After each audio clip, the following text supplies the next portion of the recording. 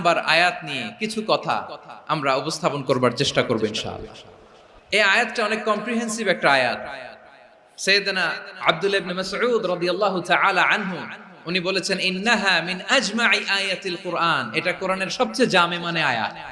যদিও ছোট্ট আয়াত, অল্প কিছু কথামালা, কিন্তু তিনি বলতেন এটা কোরআনের সবচাইতে জামিআ মানে সবচেয়ে কম্প্রিহেন্সিভ একটা আয়াত, যেখানে শব্দ কম কিন্তু এটার দোতনা, এটার আবেদন, এটার মিনিং অনেক বেশি। এই আয়াতে আল্লাহ তাআলা বেসিক্যালি আমাদেরকে তিনটা বিষয়ে আদেশ করেছেন আর তিনটা বিষয়ে বারণ করেছেন, মানে নিষেধ করেছেন। 3 do's and 3 don'ts, do's and don'ts, তিনটা আদেশ, তিনটা নিষেধ।